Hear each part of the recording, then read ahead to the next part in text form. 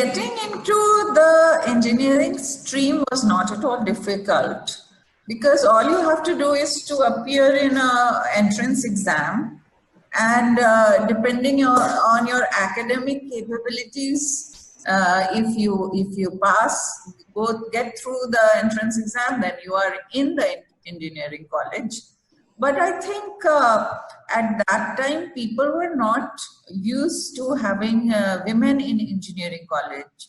It was all male preserved. So for young girls who are like 17 or 18 and they're getting into a college, you feel a bit, because of your minority status, really minority status. Say, for example, amongst a batch of 250 people, maybe there are 7, 8, 9 girls.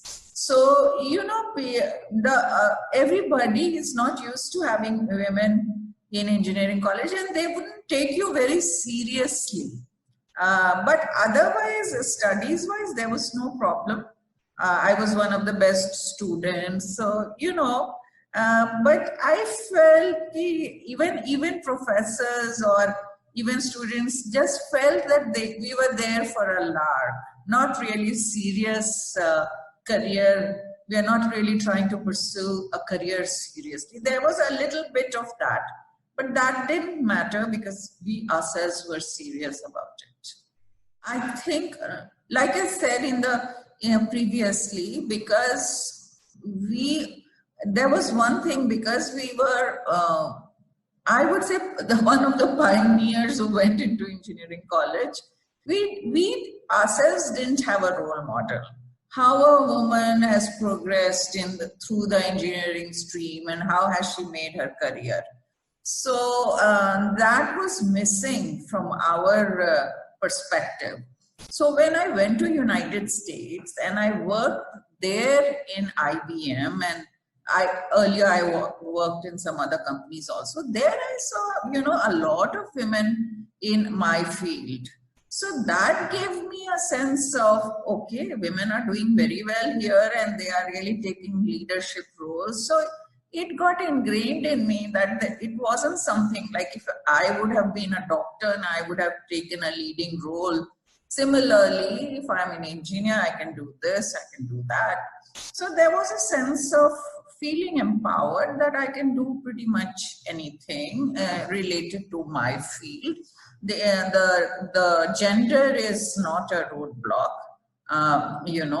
And so when I came here, when we came back to India, and I learned about maps in US, I had an exposure to digital maps, and then I felt, because we don't have this in India, why not we get into this area and try to benefit by creating that, try to benefit organizations and people through the power of maps. So that's what inspired me. Definitely. Today's women are, very well exposed. There are, when we started, there was nothing like investors in VCs or, different people who would invest in your company. So the entire capital had to be brought in by us or only by individuals. So we could not start very big. It was a gradual building up of the company. But today, when the young entrepreneurs are starting, whether it's woman or man, the landscape has changed completely. If you have got a good idea and you've taken that idea through initially to a certain age, certain time, then you can get an angel investor. Initially, you can get an angel investor, then later on, you can get different rounds of funding depending upon your idea and how you are able to convince them and how the people get convinced that this is a good idea. So that is one big change. And the other change is just like, those days when I went to US, I saw women, men everybody working, similarly in different capacities. Same way, the landscape has changed. If I didn't have a role model, then people who were my contemporaries became role model for the next gen. And that's how the thing became more and more. No, no, I never think like that.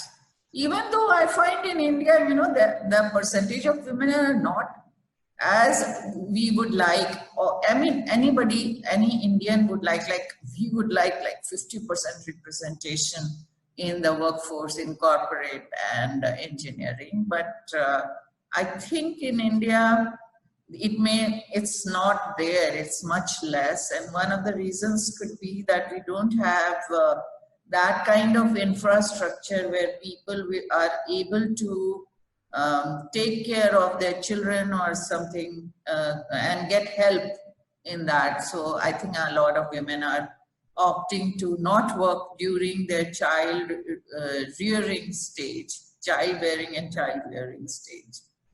And that's their personal choice. Otherwise, I don't think there is any difference. Well, these are very fundamental things that come to my mind, I would say.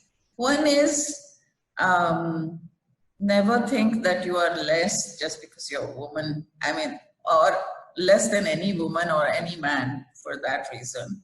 And I think anybody is able to do their best because of the fact that they have found out something that they are passionate about, they love to do. So, I like this idea of people being able to understand what they love to do, and that, any area you take, if you are interested in a certain specific type of area, then there is no end to the understanding the details and different nuances in that area. There is no end to it. So if you go further and further deeper into it, or a particular facet of it, then definitely you will find a niche for yourself. So I think the starting point is, many people don't know what they love to do. So I think there are two things. One, your fundamental base of knowledge should be very strong. By that I mean, if you were going to the sciences stream, then I would say you should have a very good math background. If you're going in software stream, then I would say you should make sure that your math fundamentals are very good, your logic fundamentals are very good. If you are going in sciences stream, then your science subjects should be very strong. You should make sure you understand, not just learn by rote, that kind of thing. If you are going in the arts side, then you better make sure. If you're going in literature and languages, then you have to make sure your fundamentals are correct. So if say for 11 or 12, I would say just make sure you know your fundamental subjects very well. But then you go to college, you know your fundamental subjects very well. But these are the years when, or even after college, working 1 or 2 years, you have to focus on being able to deliver something, being able to work, the discipline of working, the routine, the nitty-gritty, all that you learn. But later on, if you want to become an entrepreneur, I think these are the fundamental building blocks. First, you get them out of your way. And during this time, you figure out what is it exactly you want to do.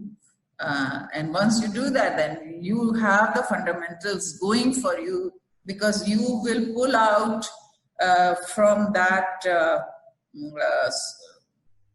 pool of knowledge to deliver to the society what you want to do. So that is one.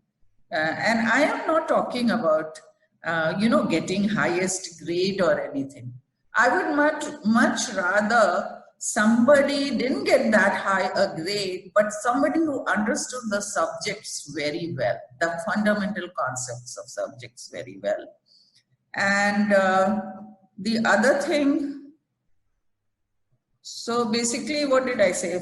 Get your fundamentals right and then figure out what is it that interests you a lot.